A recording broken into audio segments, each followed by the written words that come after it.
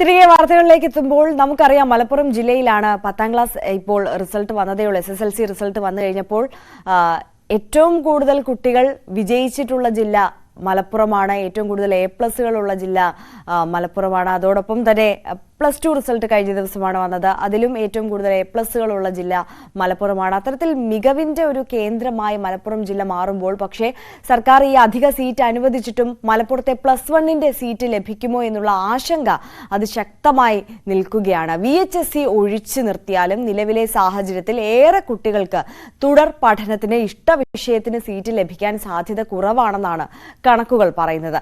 സർക്കാർ ഇടപെടൽ വീണ്ടും അനിവാര്യമാണ് ഈ മേഖലയിൽ.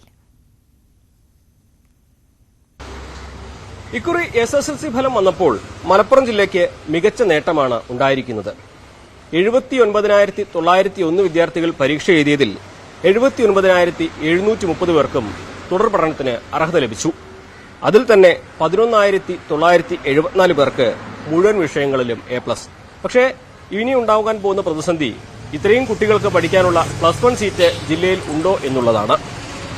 10,650 അധിക സീറ്റുകൾ ഉൾപ്പെടെ ജില്ലയിൽ ഇപ്പോഴുള്ളത് 52,600 സീറ്റുകളാണ് ആകെ. ഈ ഒരു കണക്ക് നോക്കുമ്പോൾ തന്നെ 27,130 കുട്ടികൾക്ക് പഠിക്കാൻ സീറ്റില്ലാത്ത ഒരു സാഹചര്യം. അതായത് സർക്കാർ എയ്ഡഡ് സ്കൂളുകളിൽ സീറ്റുകൾ നോക്കിയാൽ 27,130 കുട്ടികൾക്ക് പഠിക്കാൻ സീറ്റുകളില്ല. അൺഎയ്ഡഡ് മേഖലയിൽ 11,300 സീറ്റുകളാണ് ആകെയുള്ളത്. അത് പണമടച്ച് പഠിക്കേണ്ടതാണ്. ഈ സീറ്റുകൾ എല്ലാം തന്നെ കൂട്ടിയാലും 15,830 കുട്ടികൾക്ക് നിലവിലെ സാഹചര്യത്തിൽ മലപ്പുറത്ത് +1ന് സീറ്റില്ലാത്ത സാഹചര്യമാണുള്ളത്.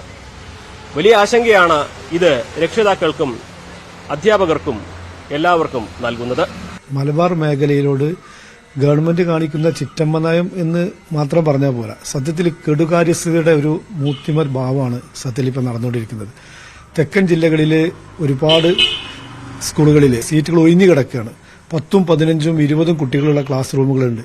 എന്നാൽ അതേസമയം ഇന്നിപ്പോൾ ഞാൻ പറയുമ്പോൾ ഗേൾസ് ഹൈസ്കൂളിൽ ഞങ്ങൾ കഴിഞ്ഞ വർഷം കിട്ടിയ 2 അഡീഷണൽ ബാച്ചിന് ക്ലാസ് റൂം ഉണ്ടാക്കാൻ ഞങ്ങൾ പെടാപ്പാട് പെടുകയാണ്. കാരണം 65 കുട്ടികളാണ് ഓരോ ക്ലാസ്സിലുള്ളത്.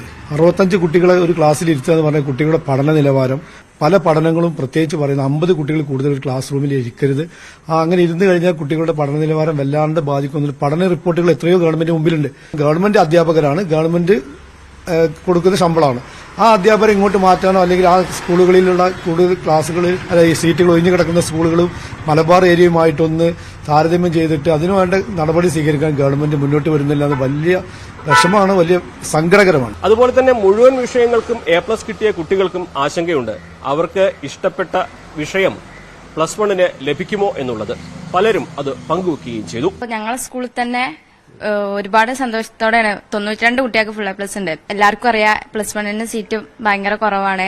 അപ്പൊ നമ്മള് ഇഷ്ടപ്പെടുന്ന സ്കൂള്, അതുപോലെ ഇഷ്ടപ്പെടുന്ന സ്കൂളായാലും സയൻസ് ആണെങ്കിൽ സയൻസ്, കൊമേഴ്സ് ആണെങ്കിൽ ഇഷ്ടപ്പെടുന്ന വിഷയത്തിൽ പഠിക്കാൻ കിട്ടുമെന്ന് എല്ലാവർക്കും ഭയങ്കര ആശങ്ക ഉണ്ട്. എന്താണെങ്കിലും മലപ്പുറത്തെ ഈ വിജയത്തിൽ മലപ്പുറത്തെ അഭിനന്ദിക്കുന്നവർ മലപ്പുറത്തെ കുട്ടികൾക്ക് തുടർ പഠനത്തിനുള്ള അവസരം കൂടി നൽകണമെന്നാണ് പരക്കെ ഉയരുന്ന ആവശ്യം. ബാച്ചുകൾ അധികം അനുവദിക്കുകയും അതുപോലെ തന്നെ ഓരോ ക്ലാസ്സിലെയും കുട്ടികളുടെ എണ്ണം അത് 65ലും 50ലേക്കും 40ലേക്കും ഒക്കെ കുറയ്ക്കണമെന്ന ആവശ്യവുമാണ് ഉയരുന്നത്. വിജയ ശതമാനം കൂടുമ്പോൾ അതിന് തക്ക രീതിയിൽ +1 സീറ്റിന്റെ എണ്ണവും ബാച്ചുകളുടെ എണ്ണവും വർദ്ധിപ്പിക്കണമെന്ന ആവശ്യം പരക്കെ ഉയരുന്നുണ്ട്. ഏറെ വൈകാതെ വിദ്യാർത്ഥി സംഘടനകൾ ഇക്കാര്യത്തിൽ പ്രതിഷേധവും തുടങ്ങാനിരിക്കുകയാണ്. മലപ്പുറത്ത് നിന്നും അഖിലോട്ട് പാറയ്ക്കൊപ്പം CB അനുമോദ്, ന്യൂസ് 18.